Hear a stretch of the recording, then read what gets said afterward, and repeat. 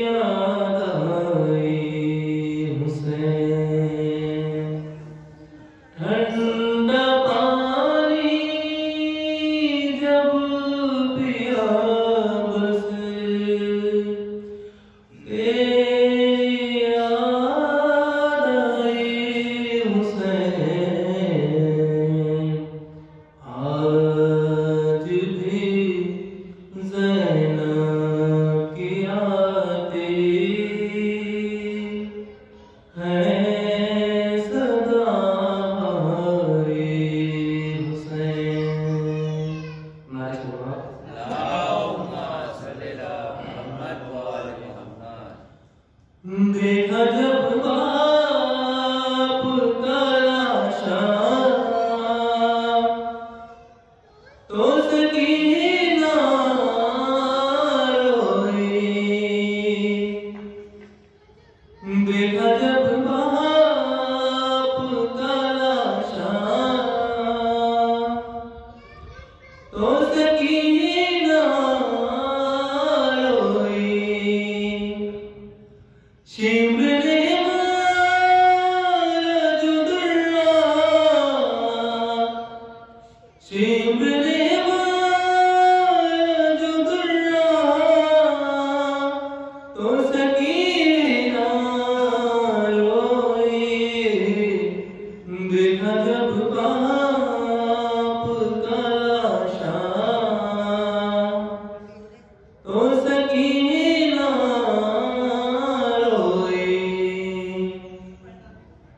ना मिला पानी उसे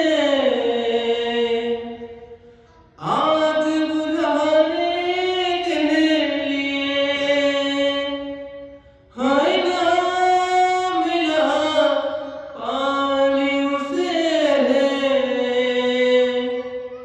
आग बुझाने के लिए।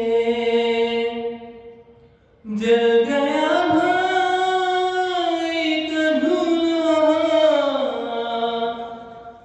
जल गया भाई का झूला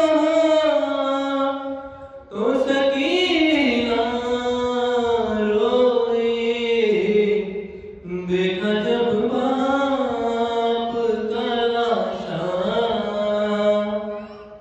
तो सकीना रोई।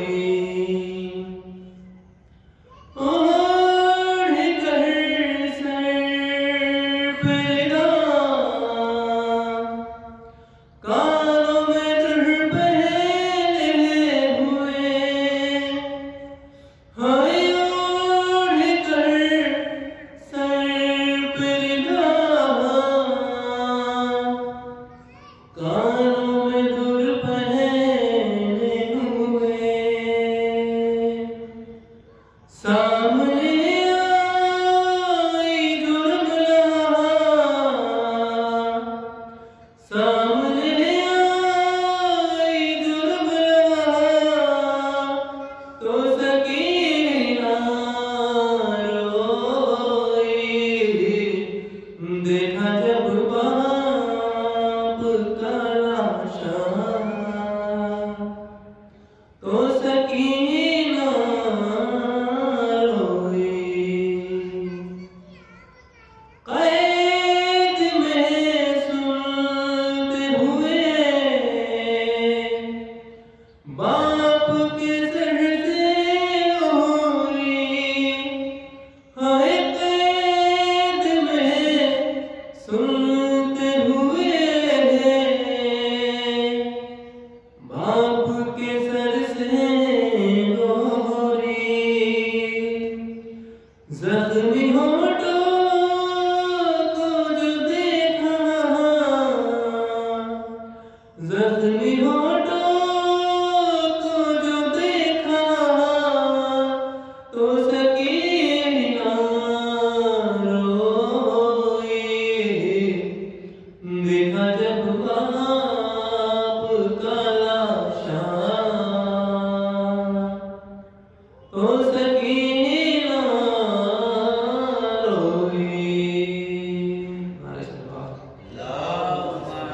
आइए मैं गुजारिश कर रहा हूँ मेरे वैसे एक लड़कों को तशरीफ है और आप नारे सलवार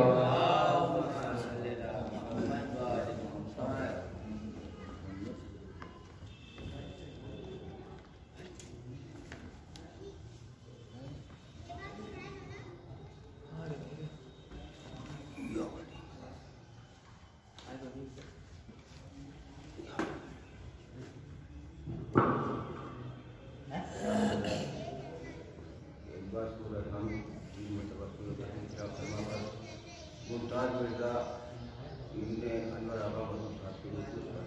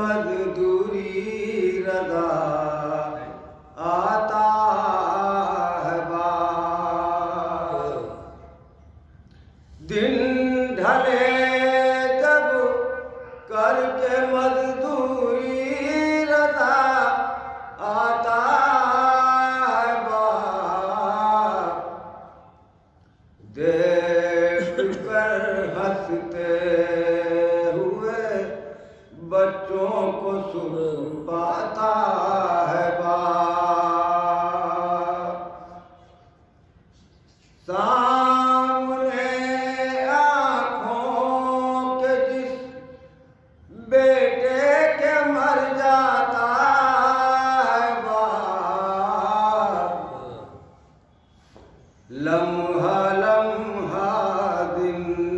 زندگی بھر اس کو یاد آتا ہے بات، جانے کتنے خواب کرتے ہیں سفر بچے کے ساتھ، گھر سے پہلی بار جب اسکول لے جاتا ہے باپ، عمر بھر رہتی ہے اس بیٹے کے دل میں ایک خواہش، جب ترقی دیکھنے سے پہلے مر جاتا ہے باپ،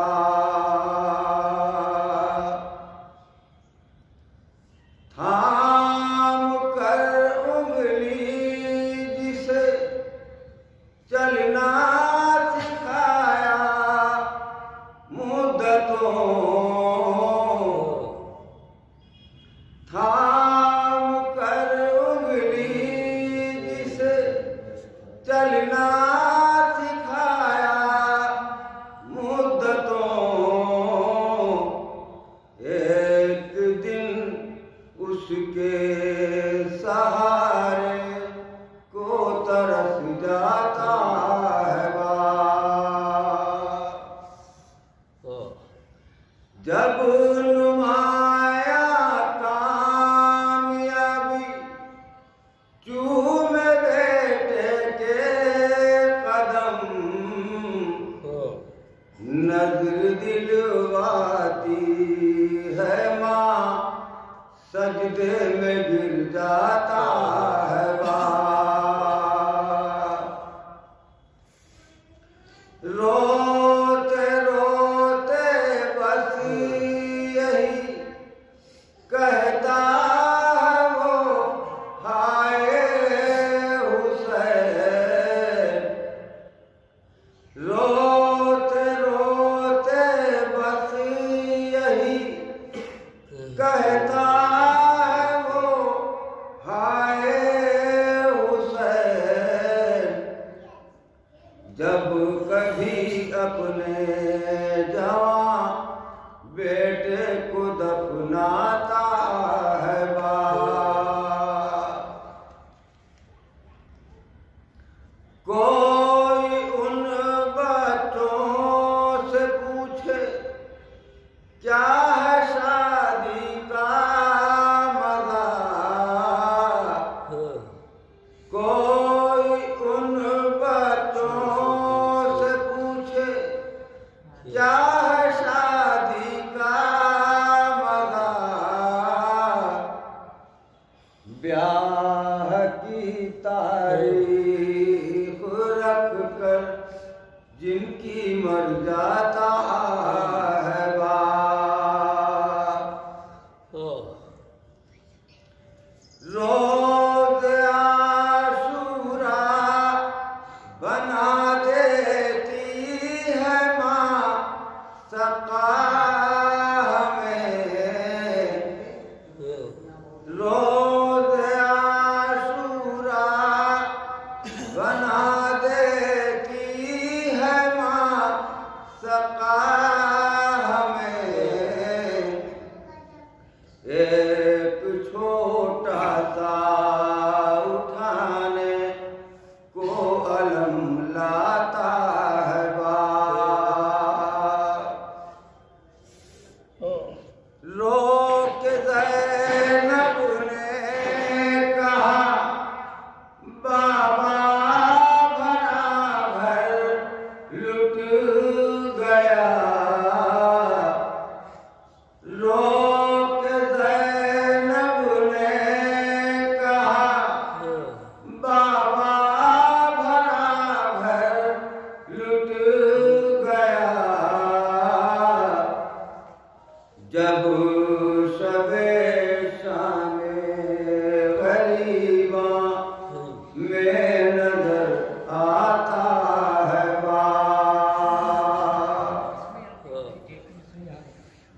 کیا کہوں گا حال اکبر پوچھ بیٹھے جو ربا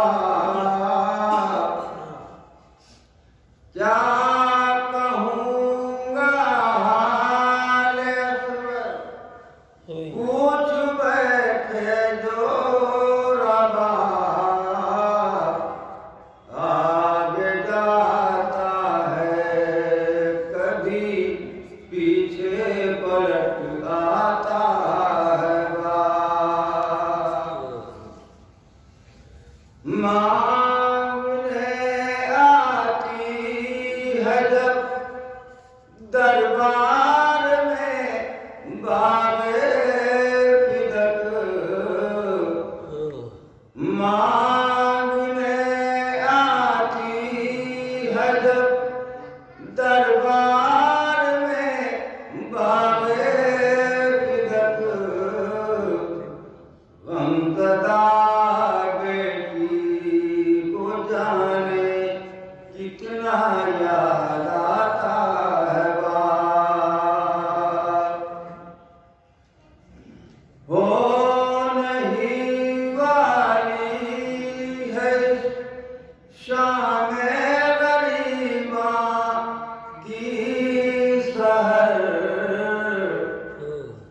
ہو نہیں والی ہے شام غریباں کی سحر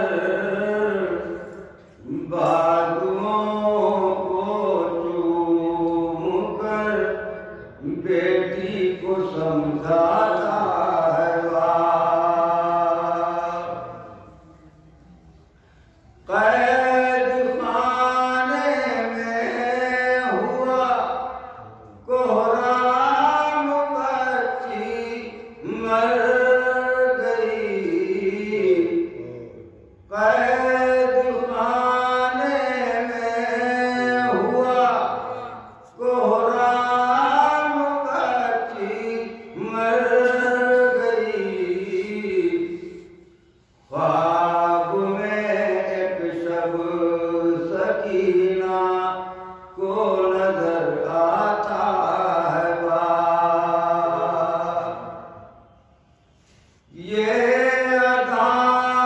عزاداری کا صدقہ ہے جو برزخ میں رضا یہ عزاداری کا صدقہ ہے جو برزخ میں رضا مجلسوں میں روتے ہیں ہم اور جزا پاتا ہے باپ دن ڈھلے جب کر کے مزدوری رضا آتا ہے باپ نعرے حیدری نعرے سلام محمد وآل محمد نعرے حیدری نعرے سلام محمد وآل محمد حضرات مرتضیٰ صدر الحمد مرتضیٰ سورہ توحید تلاوت سماعت مرحوم ممتاز مرزا صاحب نے ہمارا الحمد للہ رب العالمین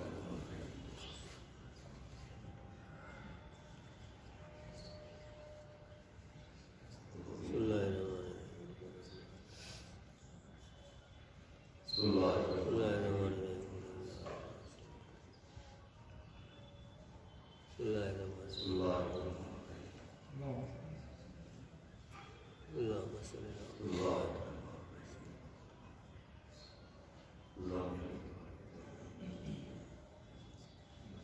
اللهم صل على محمد وآل محمد فاتحہ بسم الله الرحمن الرحيم الحمد لله رب بسم العالمين اللہ الرحمن الرحیم صراط الذين أنعمت عليهم اللهم صل على محمد وعلى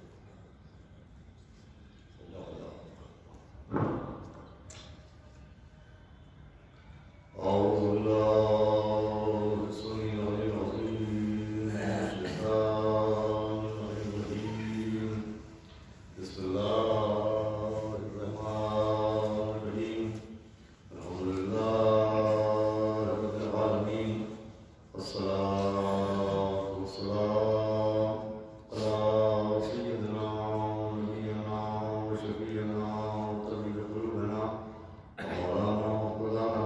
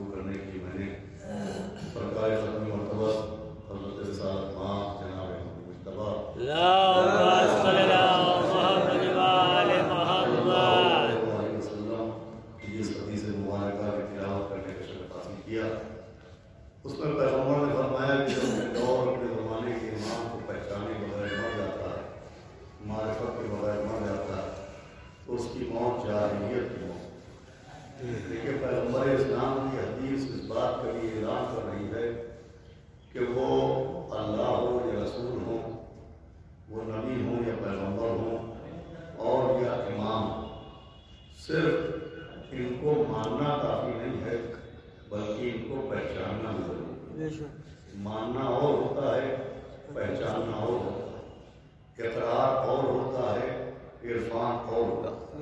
پیغمبر کی حدیث اس بات کی وضاحت کر رہی ہے کہ صرف اقرار کافی نہیں ہے، بلکہ ہم جس کا اقرار کر رہے ہیں اس کا عرفان بھی ہونا ضروری ہے، اس کی معرفت بھی ہونا ضروری ہے۔ اس لیے کہ نجات صرف عاشقین کو نہیں ملے گی، نجات عارفین کو ملے گی۔ عارفین پہچاننے والوں کو کہتے ہیں، جیسے عبادت کرنے والوں کو عابدین کہتے ہیں، جیسے سجدہ کرنے والوں کو ساجدین کہتے ہیں، جیسے صاحبان ایمان کو مومنین کہتے ہیں، جیسے صاحبان تقوی کو متقین کہتے ہیں، ویسے ہی جو لوگ حق کو پہچانتے ہیں ان کو عارفین کہتے ہیں۔ عارف اس کو کہتے ہیں کہ جو حق کو، توحید کو، نبوت کو، امامت کو، قرآن کو، اسلام کے احکام کو پہچانتا ہو، اسے عارف کہتے ہیں۔ اور عارف کی جمع عارفین ہوگی۔ عارفین کا مطلب ہے پہچاننے والے۔ اب یہ پہچاننا اتنا ضروری ہے کہ خود قرآن میں جہاں عابدین کی صفتیں بیان کی گئیں، جہاں مومنین کے فضائل بیان کیے گئے، جہاں متقین کے خصائل بیان کیے گئے، وہی عارفین کی بھی پہچان بیان کی گئی، تاکہ لوگ پہچانیں کہ پہچاننے والا کون ہے، لوگ معرفت حاصل کریں کہ معرفت رکھنے والا کون ہے۔ چنانچہ صاحبان عرفان کی جو پہچان بیان ہو رہی ہے تو سورہ مائدہ میں اعلان ہو رہا ہے کہ بسم اللہ الرحمن الرحیم وَإِذَا سَمِعُوا مَا أُنزِلَ إِلَى الرَّسُولِ۔ توجہ تو سنیے گا، اعلان ہو رہا ہے کہ معرفت رکھنے والے، حق کو پہچاننے والے وہ ہوتے ہیں کہ وَإِذَا سَمِعُوا، کہ جب وہ سنتے ہیں، مَا أُنزِلَ إِلَى الرَّسُولِ، کیا سنتے ہیں؟ جو اللہ کے رسول پر نازل کیا گیا، جب وہ سنتے ہیں۔ قرآن کہہ رہا ہے تَرَىٰ أَعْيُنَهُمْ، تو ایسے موقع پر ان کی آنکھوں کو دیکھا تَفِیضُ مِنَ الدَّمْعِ، جب تم ان کی آنکھوں کی طرف دیکھو گے تم دیکھو گے کہ ان کی آنکھوں سے آنسو بہ رہے، وہ گریا کر رہے۔ اور یہ آنسوؤں کا بہنا پہچان ہے کہ مما عرفوا من الحق، کہ وہ حق کو پہچانتے ہیں۔ صلوات بھیجے محمد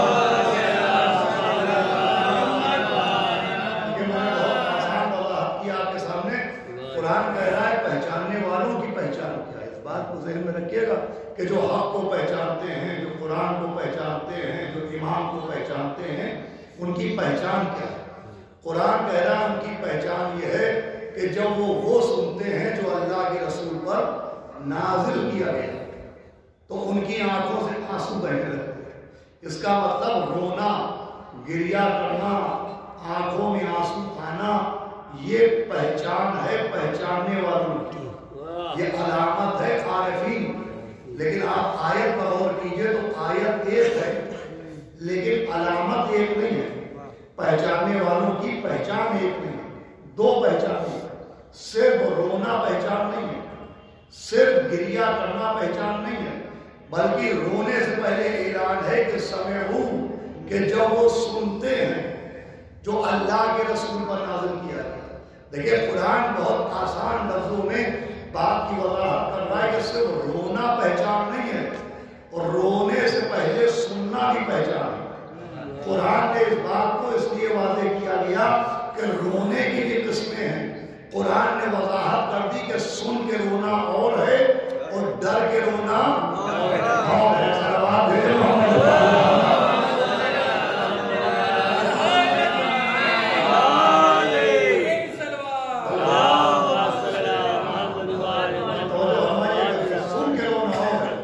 عارفین کی پہچان یہ کہ وہ صرف روتے نہیں ہیں، رونے سے پہلے سنتے ہیں۔ یعنی دو پہچانے ہیں، دو سیکشن ہیں، دو حصے ہیں۔ ایک حصہ ہے سننا اور دوسرا حصہ ہے رونا۔ اور جو فرمائیے گا عارفین کی دو پہچانیں، ایک پہچان ہے پہلے وہ سنتے ہیں اور سننے کے بعد روتے ہیں۔ اب کیا سنتے ہیں؟ وَإِذَا سَمِعُوا مَا أُنزِلَ إِلَى الرَّسُولِ، کہ جو اللہ کے رسول پر نازل کیا گیا۔ غور کیجئے گا، اللہ کے رسول پر جو نازل کیا گیا پہلے وہ سنتے ہیں۔ اب اللہ کے رسول پر کیا نازل کیا گیا؟ تو یوں پورا قرآن اللہ کے رسول پر نازل کیا گیا۔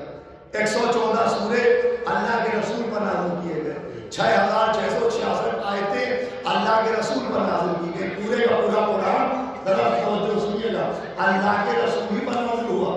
یہ جو ہم نماز پڑھتے ہیں تو نماز کی آیت بھی رسول پر نازل کی گئی۔ یہ جو ہم زکوٰۃ نکالتے ہیں تو زکوٰۃ کی آیت بھی اللہ کے رسول پر نازل کی گئی۔ لیکن آپ نماز کی آیت کی تلاوت کیجیے، بسم اللہ الرحمن الرحیم، اقیموا الصلاۃ، یہ ہے آیت نماز، وآتوا الزکاۃ، یہ ہے آیت زکوٰۃ۔ غور کیجیے گا، قرآن میں نماز کا ذکر بھی ہے، زکوٰۃ کا ذکر بھی ہے، حج و روزہ کا ذکر بھی ہے، مگر جتنی آیتیں ساری آیتیں اللہ کے رسول ہی پر نازل ہوئی۔ مگر جب آپ آیتوں کو غور سے دیکھیے گا تو نماز کی آیت میں نہ رسول کا لفظ ملے گا اور نہ نزول کا لفظ ملے گا، اور روزے کی آیت میں نہ رسول کا لفظ ملے گا نہ نزول کا لفظ ملے گا، حج کی آیتوں میں نہ رسول کا لفظ ملے گا نہ نزول کا لفظ ملے گا۔ اور پہچان کیا بتائی گئی کہ اذا سمعوا ما انزل الى الرسول، وہ سنتے ہیں جو اللہ کے رسول پر نازل کیا گیا۔ تو جب آپ قرآن پر غور کیجئے گا کہ یہ دونوں لفظ اور وہ آیت جس میں لفظ رسول بھی ہو اور وہ آیت جس میں لفظ نزول بھی ہو، تو یہ دونوں لفظ آپ کو قرآن میں اگر آپ غور کیجئے گا تو یا تو اس آیت میں ملیں گے، ایک صلوات پڑھتے محمد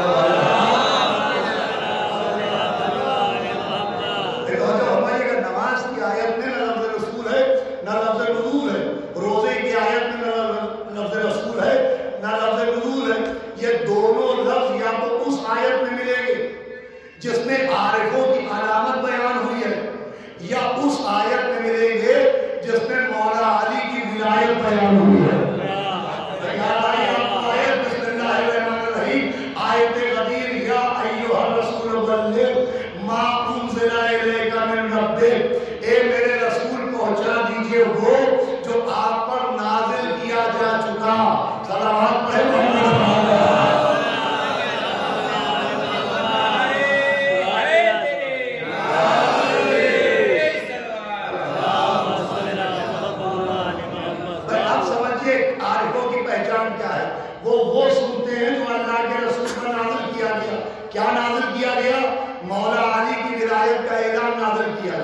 अली वलीउल्लाह पहुंचा देने का हुक्म नाज़िल किया गया।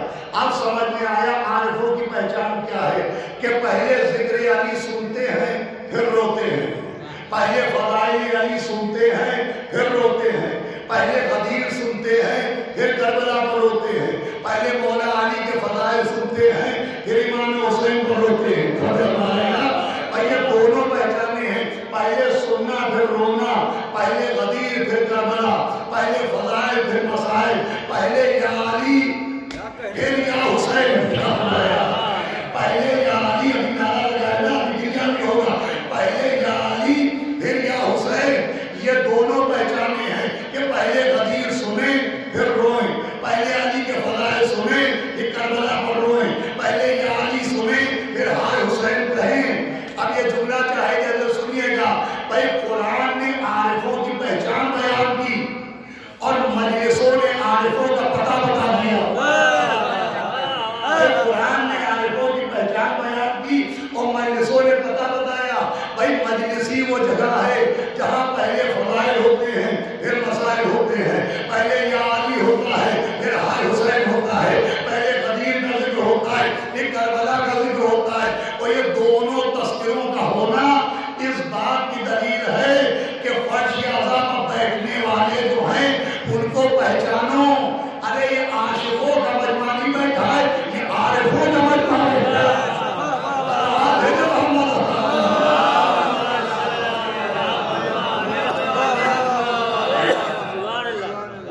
अजीजों, ये अलामत है जो मजलिसों का कानून है कि पहले फज़ाइल सुनाए जाएंगे फिर मसाइल, पहले मौला अली का जिक्र होगा फिर इमाम हुसैन की मुसीबत का जिक्र होगा।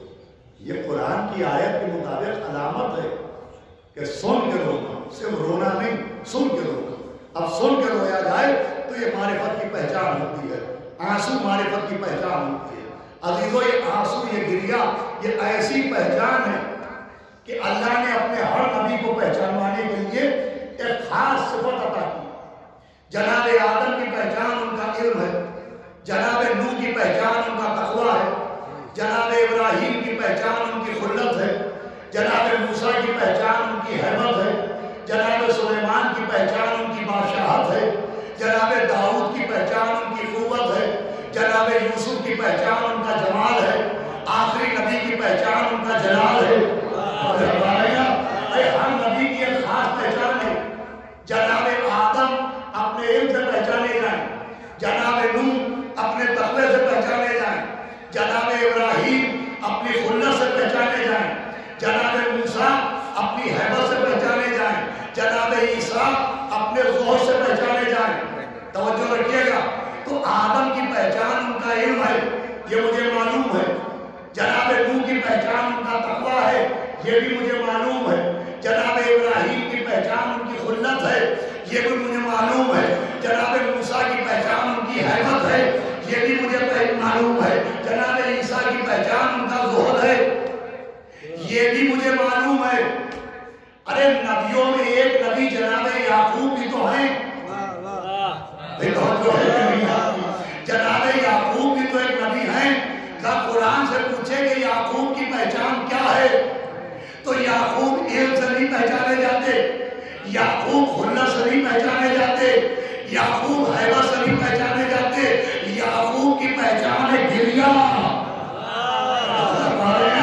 जनाब याकूब की पहचान है आंसू, जनाब याकूब की पहचान है रोना।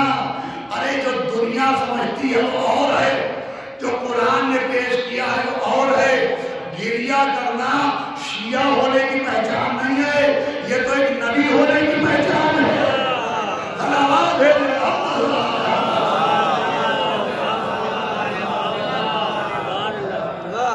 ये तो अल्लाह के नबी होने की पहचान। आंसू गिरिया, कि जनाब याकूब ने गिरिया किया, इतना गिरिया किया कि उनका गिरिया मशहूर है, गिरिया याकूबी। ये कुरान है, बयान नहीं है कि जनाब याकूब गिरिया कर रहे हैं, जनाब यूसुफ का रो रहे हैं। हालांकि जनाब यूसुफ शहीद नहीं हुए, मगर जनाब याकूब रोए। जनाब यूसुफ का कत्ल नहीं हुआ, मगर जनाब याकूब रोए। आपकी तवज्जो नहीं है भाई। यूसुफ जिंदा हैं اور یعقوب زندہ برو رہے، بیٹا زندہ ہے وہ باپ زندہ برو رہا ہے. تو اگر دنیا میں ہمت ہو تو جب روز قیامت جناب یعقوب سے ملاقات ہو تو ان سے کہہ کے دیکھیے گا کہ ہم زندہ جاوید کا ماتم نہیں کرتے.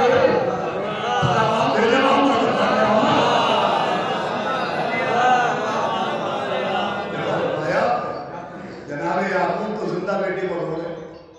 اب سب سے قابل توجہ بات جس کے لیے میں نے اتنی دیر آپ کو متوجہ کیا کہ صرف گریہ نہیں کیا جناب یعقوب، گریے کے ساتھ وہ کہتے تھے واہ صفا علی یوسف، ہائے میرا یوسف، ہائے میرا یوسف، ہائے میرا یوسف کہتے ہوتے. اور پھر اس کے ساتھ ایک لفظ اور بھی ان کی زبان پر آتا تھا، وہ لفظ تھا وہ صبر جمیل، کہ میرے یعقوب کہتے تھے میرے یوسف وہ صبر جمیل، آپ کے لیے صبر کرنا بہتر ہے. دیکھیں اس میں ایک جواب پوشیدہ ہے، اگر سن لیا تو انشاءاللہ کبھی آپ کے کام آئے گا. وہ کہتے تھے وہ صبر جمیل، آپ پر صبر کرنا ہی بہتر ہے. بھائی جناب یعقوب گریہ بھی کرتے تھے اور اعلان صبر بھی کرتے تھے، آنسو بھی بہاتے تھے اور اعلان صبر بھی کرتے تھے. اور ایک ہی جگہ پر جہاں پر گریہ کرتے تھے وہی صبر کا اعلان کرتے تھے. اور یہ دونوں باتوں کا ہونا اس بات کی دلیل ہے کہ گریہ کرنا صبر کے خلاف نہیں ہے. گریہ کرنا خلاف صبر نہیں ہے، شکوہ کرنا خلاف صبر ہے.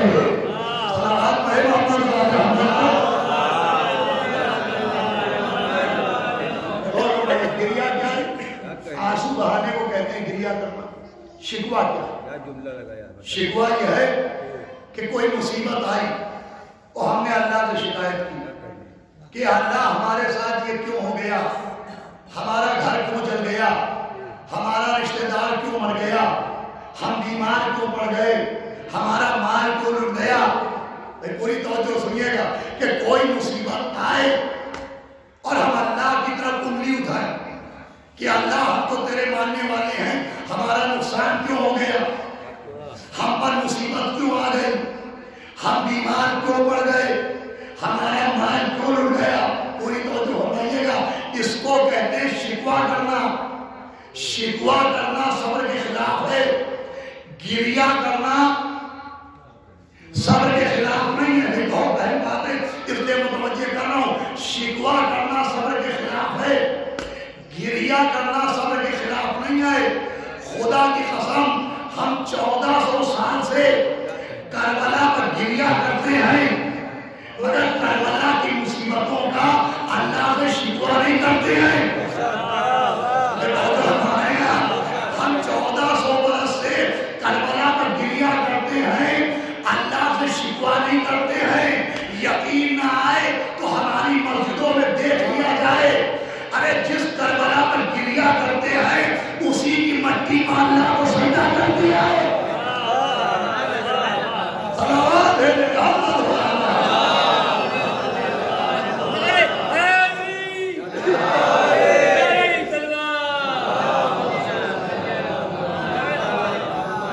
جس کربلا پر گریہ کرتے ہیں اسی کے مٹی میں بھی نماز میں اللہ کو سجدہ کرتے ہیں.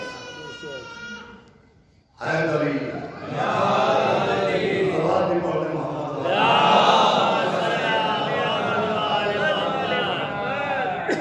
گریہ کرنا صبر کے خلاف نہیں ہے. صحیح بخاری شریف میں موجود ہے.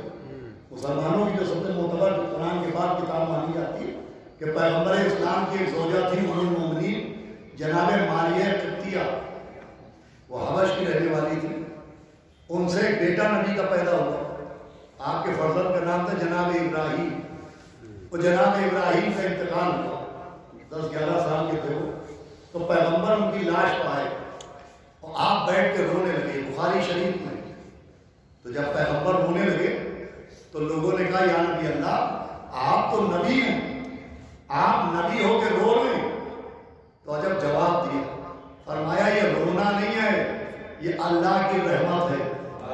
اللہ اکبر. جسے رحمت للعالمین رحمت کہیں اس کو آپ عزت کہہ رہے ہیں. صلوات پڑھے محمد. پھر بخاری میں یہ جملہ موجود ہے نبی کا کہ نبی نے فرمایا کہ ابراہیم ہم آپ پر گریا کریں گے، مگر زبان سے وہی کہیں گے جو اللہ کی مرضی کے مطابق ہو۔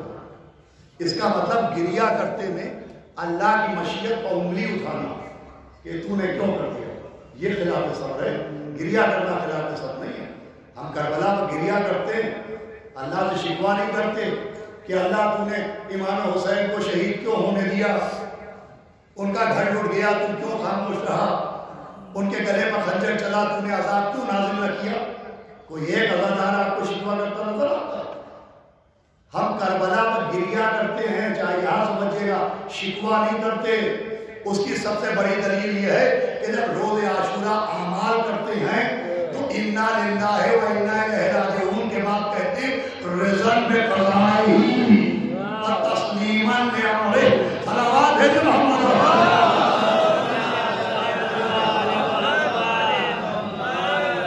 کیا مطلب ہوتا ہے اس جملے کا کہ صلی اللہ کہ تیری مرضی پر ہم راضی ہیں اور تیری حکم کے اوپر ہم اپنا سر تسلیم ہم کرتے ہیں۔ گریا کرنا صبر کے خلاف نہیں ہے۔ عزیزو جناب یعقوب نے گریا کی، بس آخری بات ہے گفتگو تمام۔ اگر گریا کرنا رونا صبر کے خلاف ہوتا تو یا تو جناب یعقوب اپنے بیٹے پر گریا نہ کرتے اور یا اعلان صبر نہ کرتے۔ انہوں نے صبر کا اعلان بھی کیا اور گریا بھی کیا۔ وہ اتنا گریا کیا کہ آنکھوں کی روشنی چلی گئی۔ بس یہ آخری بات ہے، خدا کے لیے توجہ کیجیے گا، آنکھوں کی بینائی چلی گئی۔ جس قرآن میں جناب یعقوب کی بینائی کے جانے کا ذکر ہے اسی میں ان کی بینائی کے واپس آنے کا ذکر بھی ہے۔ روشنی کے جانے کا ذکر بھی ہے اور روشنی کے واپس آنے کا ذکر بھی ہے۔ آنکھوں کی روشنی گئی کیوں؟ گریا یوسف کی وجہ سے۔ واپس آئی کیوں؟ پیرہن یوسف کی وجہ سے۔ بھائی جب جناب یوسف کا کرتا آیا، پیرہن آیا، تو جناب یعقوب نے کرتے کو لے کے اپنے چہرے پر ڈال لیا، کپڑے کا کرتا اپنے چہرے پر ڈال لیا۔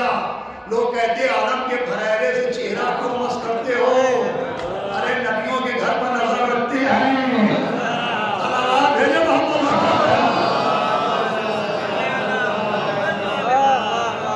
یعنی سبب شفا ہوتا ہے۔ اس میں اللہ نے کہا آنکھوں کی روشنی گئی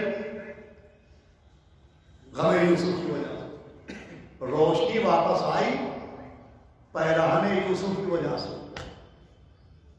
پیغام دے رہا ہے قرآن صرف تاخوں پر سجانے کے لیے نہیں آیا ہے، صرف میتوں کا سناٹا مٹانے کے لیے نہیں آیا ہے، صرف بک سیلرز کی آمدنی بڑھانے کے لیے نہیں آیا ہے، صرف بیٹیوں کو جزدان میں لپیٹ کے قرآن دینے کے لیے نہیں آیا ہے۔ قرآن دماغوں کا اندھیرا مٹانے کے لیے آیا ہے، قرآن گمراہوں کو راستہ دکھانے کے لیے آیا ہے، قرآن امراض کی دوا بتانے کے لیے آیا ہے۔ بھائی اس واقعے پر غور کیجئے کہ آنکھوں کی روشنی چلی بھی گئی اور واپس بھی آئی، ایک پیغام لائی کہ غم معصوم کبھی نقصان نہیں ہونے دیتا۔ غم معصوم میں کبھی نقصان نہیں ہوتا، ادائے امام سے، ادائے معصوم سے کبھی نقصان نہیں ہوتا۔ یہی وجہ ہے کہ ہم اپنے مولا، اپنے آقا سبت رسول الثقلین سرکار سید الشہداء مولا حسین کے نام پر اپنی محنت کی کمائی اٹھاتے ہیں، اپنی دولت اٹھاتے ہیں، سبیلے لگاتے ہیں، کھانا کھلاتے ہیں، تبرک بانٹتے ہیں۔ ہم اپنے مولا کے نام پر اتنی دولت اٹھاتے ہیں مگر ہمارے ہاتھوں میں کٹورے نہیں آتے ہیں۔ ارے ہم اپنے مولا کے نام پر اتنی دولت اٹھاتے ہیں مگر ہمارے ہاتھوں میں کٹورے نہیں آتے ہیں۔ وجہ وہی پرانی ہے، یعقوب کی روشنی گئی غم یوسف کی وجہ سے، آئی پیرہن یوسف کی وجہ سے، تو ہم دولت اٹھاتے ہیں عشق حسین کی وجہ سے، واپس پاتے ہیں عطائے حسین کی وجہ سے۔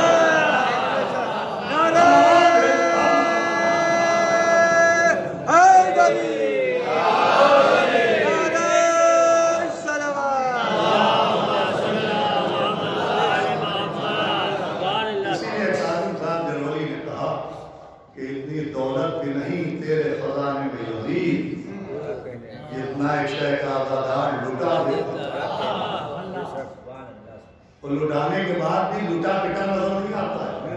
सलावत भेजो।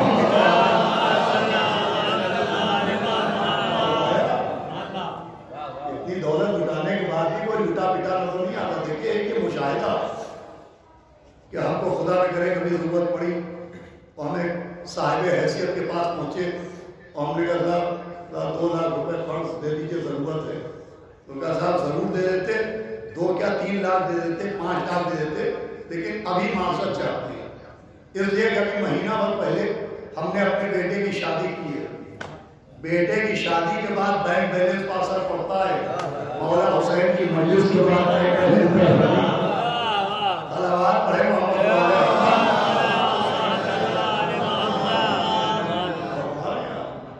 इतनी इमारतें बनवाई नवाबी में, ये छोटा इमाम बाड़ा, वो बड़ा इमाम बाड़ा, और ये बारगाह, वो दरगाह, क्या असर पड़ गया? इजाफा ही हुआ, कभी नहीं हुआ। समझाया गया वहां किसी का कुछ रखा नहीं जाता, 1-2 हज़ार के साथ बनाया जाता है। मैं आपको एक वाकया सुनाता हूँ अजीब व गरीब। बस अल्लाह मरहूम मुमताज साहब के दर्जात को बुलंद फरमाए, ये बेटों की तौफीकात में इजाफा करे। देखिए बड़ा अजीब वाकया है जो मैं आपको सुना रहा हूँ। मैं मामू साहब ने पढ़ा था और बॉम्बे के किसी शख्स ने वहाँ एक बहुत बड़ी तादाद है खोजा हजरात, आपने सुना होगा खोजे। ये खोजा हजरात वो कहलाते हैं जो असल गुजरात के हैं और इनकी अपनी जाती ज़बान है कच्छी। कच्छ एक इलाका है गुजरात में, आपने नाम सुना होगा। तो बेसिकली ये लोग वहाँ के और 100 बरस पहले कन्वर्ट हुए थे और कन्वर्ट होने के बाद ये खोजा शिया असना शरीयत में लगते हैं। बिल्कुल हमारे आप जैसा अकीदा है और इनकी बड़ी खिदमत भी है खोजों।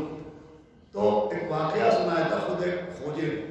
वो वाकया ये था कि वो बहुत साहिब हैसियत था, लेकिन कुछ बिजनेस में नुकसान उसका हुआ और बिल्कुल दिवालिया हो गया। तो बहुत से लोगों के पास उसका कर्जा था। तो उसने अपने मैनेजर को भेजा कि जाओ भाई फुला के पास इतना पैसा है मेरा, ले आओ, फुला के पास इतना, फुला के पास इतना, फुला के पास इतना। अच्छा वो ये भी वो करता था कि जब अय्याम आज़ा आते थे तो एक बहुत कसीर रकम इमाम हुसैन के नाम पर निकालता था। और जब मैनेजर पूछता था कि ये रकम जो आपने निकाली है ये किसके नाम पर चढ़ाई है, तो सोचता था कि ये गैर मुस्लिम है, इसे मैं क्या डिटेल बताऊं। वो कहता था लिख दो हुसैन सेठ के नाम। अल्लाह जब सुनिएगा तो आपकी रूह ईमान ताज़ा हो। वो लिखवा देता था हुसैन सेठ के नाम, इतने लाख रुपए, इतने हज़ार रुपए हर साल। तो मैनेजर गया और सब ने कर्ज देने से मना कर दिया, इसलिए मुसीबत में इंसान का साया भी साथ छोड़ देता है। किसी ने कुछ बहाना किया, किसी ने कुछ बहाना किया और मैनेजर वापस आ गया। उसने कहा कि कोई वापस नहीं देने को तैयार है, सब अपनी अपनी मजबूरी बता। तो ये शख्स खोजा था, ये बहुत परेशान होकर बैठ गए। तो मैनेजर ने कहा कि सेठ साहब सबके पास तो आपने भेजा, एक नाम रह गया।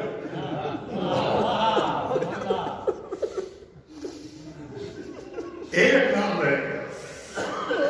किसका नाम रह गया? हुसैन सेठ का नाम रह गया। हर साल अपने अमाउंट इनके नाम पर चढ़वाते थे, इनके पास तो भेजिए। तो उसने चौंक के अपने मैनेजर को देखा तो कहा तुम इस बात को नहीं समझोगे, अब ये से दोबारा न करो। वो मैनेजर चला गया, ये खोजा घर में आया और कमरे में बैठ के सोचने लगा ये क्या बात कही इसने। ये मैंने मेरे दिमाग में क्यों ना आया कि मैं अपने आप हुसैन से काम। लीजिए रात गुजरी, सुबह हुई तो कोई जोर जोर से दरवाजा पीट रहा। अब इसने जब खोला तो देखा मैनेजर खड़ा हुआ है। तो कह रहा सेठ साहब मुश्किल आसान हो गई, जितने की जरूरत थी उससे ज्यादा हो गया। मैं कहाँ से आया था? तो मैंने आपसे मैं कहा था कि हुसैन सेठ से कहिए। तो मैंने अपने घर में पहुंचा तो आधी रात को किसी ने मेरे घर का दरवाजा खटखटाया और ये रकम दी और कहा जाओ अपने सेठ को दे देना। मैंने पूछा क्या कहूँ? तो कह देना कि हुसैन ने भेज दिया।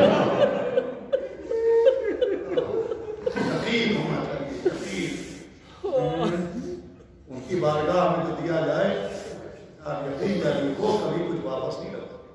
मैं एक वाकया और सुन ले, ऐसी मजलिस तमाम हो जाएगी। औरंगाबाद बड़ा मशहूर शहर है महाराष्ट्र का, बड़ा हिस्टोरिकल शहर है। अब तो बड़ी आसानी है, आप नेट के ऊपर सर्च कीजिए आज़ादारी औरंगाबाद, तो आपको आज़ादारी औरंगाबाद की जो तारीख है उसमें एक नाम मिलेगा। वो नाम है जानी अमानी साहब मरहूम। एक ईरानी बुजुर्ग थे औरंगजेब के ज़माने में, इनका नाम था जानी अमानी।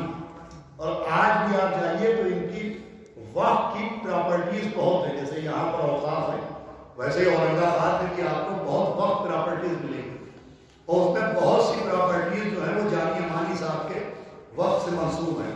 मस्जिद भी उनके नाम की, इमाम बाड़ा में। आप सुन रहे थे कौन, वो मजलिस तमाम हो गया। आज जैसे हमको आपको आसानी से आज़ादारी करने को मिल जाती है, इतनी आसानी नहीं थी जितना इन बुजुर्गों को, जिन्होंने ये इमामबाड़े बारगाहें बनाई, मस्जिदें बनाई, ये सारे सवाब कीजिए कम है कि जो इन्होंने इतनी मेहनत से सजा सजाया वाला खाना हमको दे दिया है। उससे भी पहले जाइए तो इतनी आसानी नहीं थी, लोगों ने बच्चे बेच के आज़ादारी की है, अपने घर लुटा के आज़ादारी। तो जानी अमानी का ज़माना और औरंगजेब का ज़माना, तो आज़ादारी की कोई आज़ादी नहीं। हम लोग घर बैठे हदीस खानी होती थी, किताब से हदीस पढ़ी और रो लिए, तब इनका दिल चाहता था कि खोल के ये रोए, तो ये करते थे जानी अमानी साहब के। जब आशूर का दिन आता था और असर का वक्त आता था, वो वक्त जब मौला हुसैन के गले को खंजर चला गया, सूखे गले पर खंजर फेरा गया, तो जब वो वक्त आता था तो ये अपने घर के सारे दरवाजे खोल देते थे, वो अपनी बीवी बच्चों को गली के किनारे चादर डाल के बिठा देते थे, वो अपने घर के दरवाजे पर खड़े होके कहते थे आओ मेरा घर लूट ले जाओ।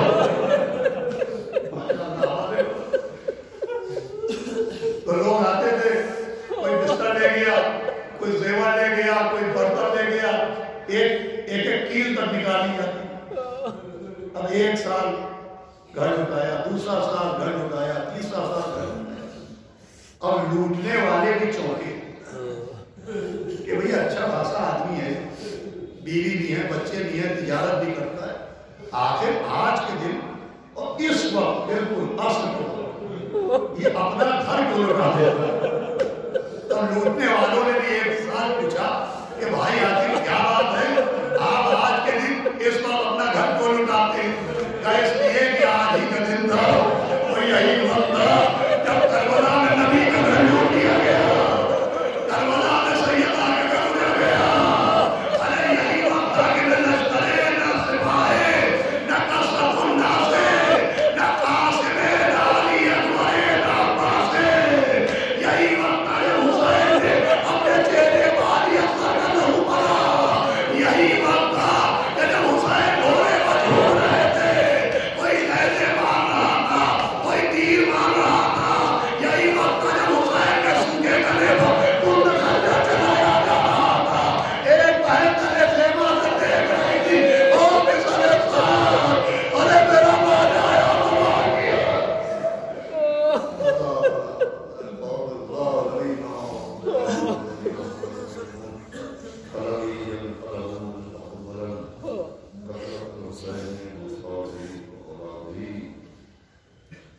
या हुसैन हज़रात फिर से एक मरतबा